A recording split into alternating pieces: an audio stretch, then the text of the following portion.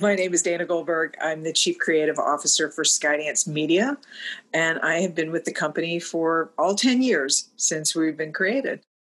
Skydance, I think, is known first for our features, where we tend to exist in the big tentpole world.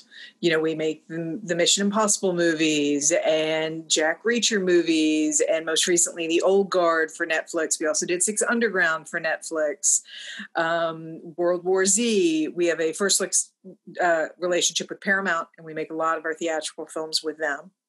And then on the television side, however, we're much more, I would say, genre agnostic. We have all kinds of television shows. You know, all you have to do is really look at Netflix, you know, one network. As an example, we have Grace and Frankie, which we were in the midst of shooting season 7, which will be its final, which will end its run as the longest running Netflix show in history, with obviously with Jane Fonda and Lily Tomlin. And then on the other hand, we've also had Altered Carbon at Netflix, which is big, hardcore, almost steampunk sci-fi. Currently, we have Foundation, you know, the Isaac Asimov famous science fiction book series, which we were shooting when COVID hit, but we will be bringing that back up in October in Ireland, and we are thrilled about that show. We also have Jack Ryan over at Amazon, and we are currently in the process of casting Jack Reacher, which will also be over at Amazon. We are involved in the Mission Impossible franchise with Paramount. And ironically, that was, I think, the first movie to be shut down, because at the time we were supposed to start shooting in Italy. Happily, I can say we're bringing that back up in a couple weeks. We're bringing that back up in Norway at the beginning of September. So we're excited to be bringing that back up. You know, as I said, we were shooting Grace and Frankie in Los Angeles and Foundation in about 5 different countries, but at the time we were in Ireland. And we're going to be bringing that back up, starting again in Ireland in October. And, you know, I think we've all gone to school a lot in the last few months. I think everyone in this industry, everyone in the world has had to, but in this industry specifically, in terms of what is the most important thing, which is how do we bring these productions back up safely and responsibly for everyone involved. Of course, everyone wants to get back to work.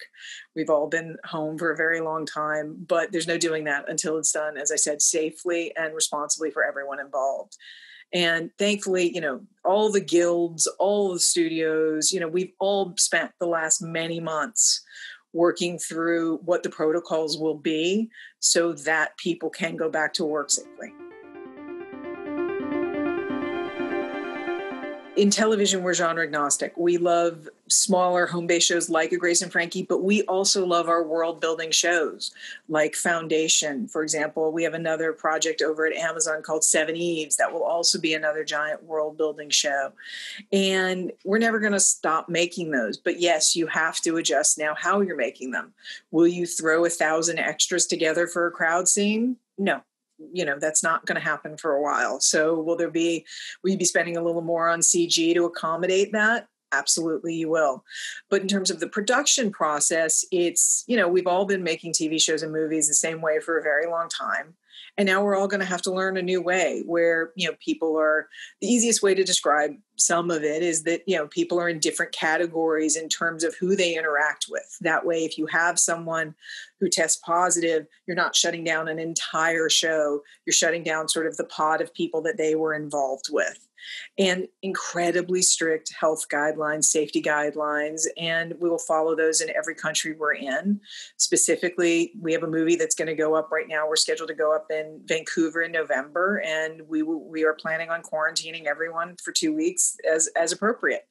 So we will follow all the guidelines. And as I said, we want to entertain. We all want to go back to work, but we're all going to do it the right way. If you look historically at difficult times in history, whether it's post-wars or post-depressions, people have always gravitated towards aspirational, inspirational, more lighthearted fare, be that comedies, be that musicals, be that adventures. And we're going to pay attention to that as I think everyone else is. You know, I think the world right now is a scary place, and we all know it. And I think people do not, frankly, in this moment, want to be preached to in their entertainment. I don't think they want to see dark and dystopian. I think people want to be reminded that it's all going to be okay, and they want to laugh, and they want to dream again and go to fantasy lands and all of those things. And that's what we're going to focus on.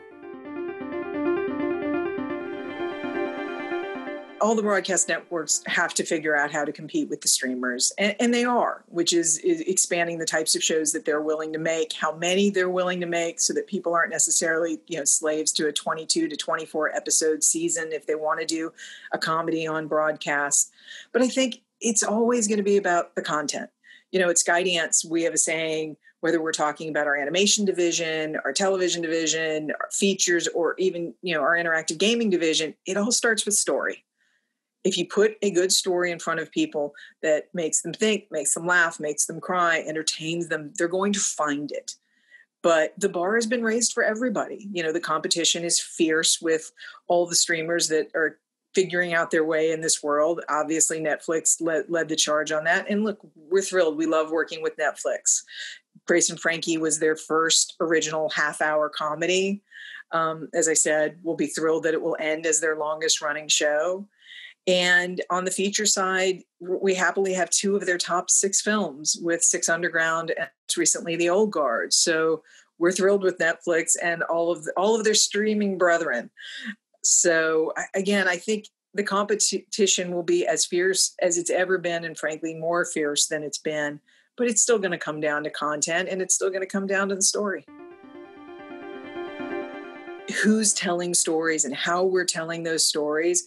It's not as though we weren't paying attention to that before, but now there is a steel-focused gaze on it. And again, I couldn't be more proud of The Old Guard. Again, Gina Prince-Bythewood directed our film, which we're insanely proud of. And, for example, we have 3 female producers on that movie. And very specifically, our post-production team was 85% female. And one of the things I love so much about the response to the film has been not only that, yes, it was entertaining, and yes, it was a kick-ass action movie, and Charlize is amazing, but it really spoke to people in terms of its organic diversity. It wasn't something that was manufactured. It wasn't something that was done to send a message home. It was organic to the story. The story was built that way about these 3-dimensional characters who, one was African-American, 2 were gay, and the world embraced it. And we're just so happy about that because, again, they loved the content. They loved the creative. In the moment, I don't think anybody had a true understanding of how much time we were going to be talking about. We left our offices on March 13th, and I think in the back of our heads thinking maybe it'll last to the end of the summer, maybe, but didn't really I don't think anyone was really capable of wrapping your heads around a moment where everyone on the globe basically just hit pause. And now that we're in a phase where people are coming up at different times, it's wrapping your head around that. We throw around words like unprecedented rather easily. It fits. It is just a completely unprecedented time. And I think in the beginning, I thought, okay, we're going to have more time to really just think and sit back and be creative. And while, yes, we are getting time to do that, we've been insanely busy, both figuring out, again, how to bring back the productions we brought down, how to bring up new productions, and then continuing with everything that you had asked me about in terms of what we wanted to do creatively, developing those shows. We spent a lot of time during this period really developing what for us will be the next slate of features and the next slate of television shows. And everybody has to find their way in this period of time. We have some writers who they said this has been the best time ever for them writing because they've just been able to focus. And other writers who have very honestly said, I don't know how to be funny right now. I don't know how to write the future for my characters when I actually don't know what our own future looks like. So it's a by case basis. The biggest question is distribution, and it's what everyone is focused on right now. I mean, I think we all believed that we would get closer and closer to the windows shattering on day and date for theatrical releases. And I think, what's happened in the last 5 months probably moved us forward what would have taken years. Now, at Skydance, we are big believers in the big theatrical experience. We love our tentpole films. We love going to the movies. I personally desperately miss going to the movies. So we're always going to believe that, again, if you build a truly theatrical experience, if you build something that people want to see on a big screen, when it's safe, they will come and we will provide that content for them. That said, you have to be able to be flexible. You have to be able to pivot. People have learned, not as though they didn't before COVID, that they wanted things when they wanted them on their schedule. But now, through a series of films and television shows, and again, the whole world being home and watching, they've gotten really used to it. And we all know that. And I think with the backlog of films that were supposed to be released in 2020 that are now being pushed to 21, and all the films then that were already supposed to start in 21, figuring out release dates, it's just going to get harder and harder. So I do think the bar for what is a theatrical event just will keep getting higher. Honestly, I feel for Quibi. I mean, because I do think they launched at what had to be the hardest time in the world for them to launch, as their whole concept was built on, I think, people, taking in content in these short bites. And it happened at a moment in time where everyone went home and had time to actually sit and really just dive into content in much, lengthier terms. So in terms of what happens for the future of the short form of creative like that, honestly, I think it's too soon to tell. I think it's going to depend on what the new normal, quote unquote, looks like when we are all on the other side of this, post a vaccine, post the world really opening back up as a whole.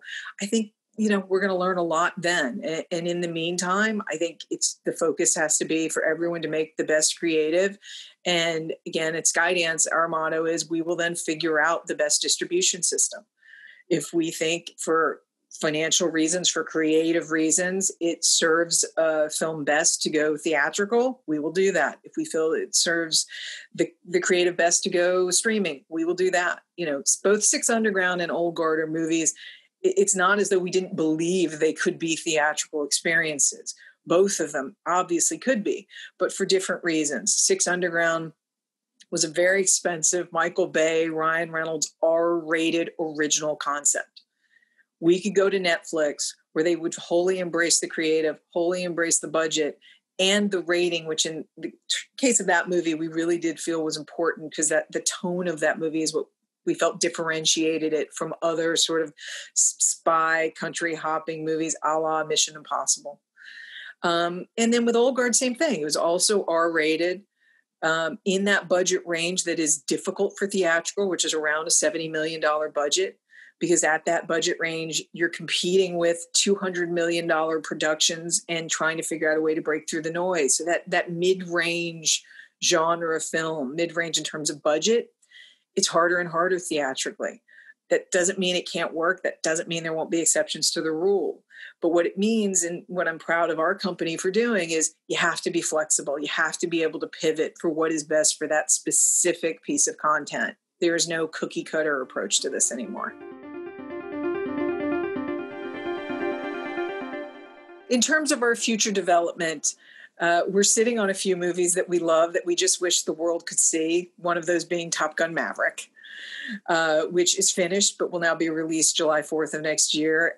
And for example, that's a movie that we so wish we could just put out into the world right now because it's aspirational and fun, and it will make you laugh and it will make you cry, and the visuals are unlike anything you've ever seen, and Tom is incredible in the movie. So that's one that we look forward to being able to show to the world about 10 months from now. In terms of other future development, we have a big 4-quadrant adventure Indiana Jones-like film that we're developing with Scott Derrickson. We do think families are going to want to go back to the movies, and we're really looking forward to building that type of 4-quadrant adventure film. Are there some things, particularly in our television side, that we are putting in a drawer for later? Yes. We had some, I would say, dystopian, darker material that we were developing. And right now, that's something we're going to hit pause on. I think the positive contribution of this time is that we'll never forget that there was a moment where we all just stopped. And in that moment, we all wanted to be entertained. And I do think that's sort of the thing we have to hold on to in this business, as yes, distribution gets harder and actually physically building a production is harder, is that I do believe it is important to entertain. I think what we learned during this time is people turn to their screens, they turn to their devices and said, well, yes, I'm going to watch the news, and yes, I'm going to participate in what is happening in my world. I also want to be transported to other worlds. I also want to escape. And I think it's important to remember that that's a necessary thing.